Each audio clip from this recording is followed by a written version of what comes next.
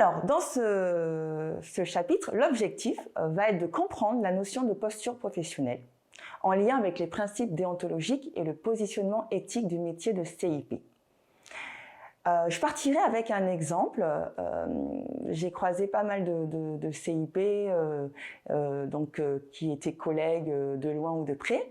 Quand on parle de posture professionnelle, alors c'est effectivement en lien avec la profession, c'est en lien avec la structure où vous travaillez, c'est en lien avec les personnes que vous allez rencontrer et accompagner. Et j'ai un exemple en tête comme ça où j'étais très mal à l'aise. Très mal à l'aise. Un collègue qui était nouvellement diplômé et qui était en panique, je pense, hein, ça c'est mon interprétation, mais qui sorti d'un atelier, parce que le CIP fait aussi des ateliers, hein, il y a de l'individuel et du collectif, sorti d'un atelier, vient me voir en panique en disant « Mais qu'est-ce qu'ils sont nuls, mais c'est pas possible, oh là là, mais machin, machin, machin. » Ok, on a le droit de se détendre, mais ils étaient juste à côté. Alors moi j'avais les yeux grands ouverts comme ça en disant qu'est-ce qui se passe, qu'est-ce qu'on fait, vous voyez, et là par exemple c'est pas une posture à avoir. On a le droit d'aller se décharger parce que c'est des métiers qui peuvent être intellectuellement fatigants, mais pas devant les gens et pas en les dévalorisant parce qu'ils sont déjà eux-mêmes bien chargé de ce côté. Donc ça, par exemple, c'est un exemple aussi d'une posture qu'il n'avait pas. Donc j'ai pris le temps après de lui expliquer que c'était bien de se voir en individuel et d'en discuter.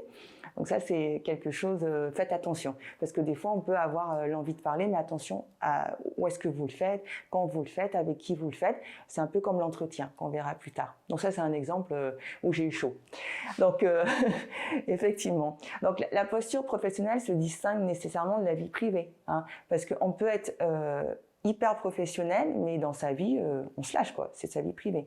Donc, il faut vraiment faire la distinction avec ça et de se dire que derrière, cette posture est toujours en lien avec l'éthique donc qu'on a et l'éthique de la structure et la déontologie. Donc la posture que nous allons adopter en tant que professionnel accompagnant dépend finalement de différents facteurs à prendre en considération. Et on va aussi dire qu'il y a la posture non verbale qui est très importante. Vous voyez, on a cette posture-là, quand on parle de posture, on parle de corps. Hein. Moi qui suis danseuse, quand j'ai des ateliers, je regarde le corps, il me parle et le corps, il a tendance à pas savoir mentir. Donc faites attention aussi à ça et ça a travaillé tout le long, mais ça vient avec l'expérience. Donc quels sont les points les différents facteurs à prendre en considération? Des personnes accompagnées, que ce soit individuellement ou en groupe, donc attention à ça, c'est ce que je viens de dire avec mon collègue par exemple. De l'alchimie relationnelle entre les personnes concernées, donc toujours être sur ce fil rouge là pour bien faire attention à qu'est-ce qui se passe, qu'est-ce qui est mis en place entre les personnes, entre vous et la personne aussi. Pareil en lien avec le champ, le cadre et le milieu dans lequel s'exerce l'activité d'accompagnement. Okay. Des objectifs qui sont fixés et de la personne, son style, sa personnalité en lien avec la vôtre aussi. Vous voyez, donc c'est vraiment quelque chose, je dirais que c'est des notions que vous allez acquérir en faisant sur le terrain, mais que vous avez déjà sans doute parce que vous avez eu d'autres expériences. Donc c'est pas forcément théorique. Pour moi, c'est pratiquer, s'ajuster, essai-erreur. Voilà. Donc cette posture professionnelle, comme je vous dis, se façonne. Elle se façonne au fil de l'eau. Derrière, ayez toujours une intention claire. Quand je reçois quelqu'un, quelle est mon intention? Qu'est-ce que je veux faire passer? Et cette posture professionnelle va être liée à cette intention-là. Un juste équilibre.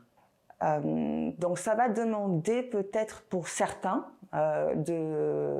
d'avoir une réelle réflexion, une transformation, et comme je vous disais, qui va être en lien avec votre expérience vécue.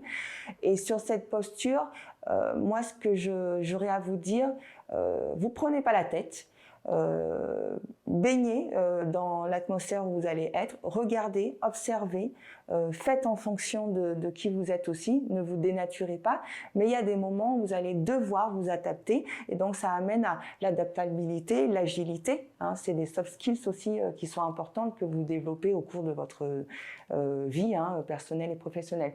Donc c'est aussi l'image qu'on va renvoyer et finalement l'image que l'autre nous renvoie. Donc on reste toujours sur ce non-jugement-là parce que effectivement on est des êtres sociaux et on a tendance à toujours faire en fonction de où on est, avec qui on est. Et donc c'est toujours ce va-et-vient.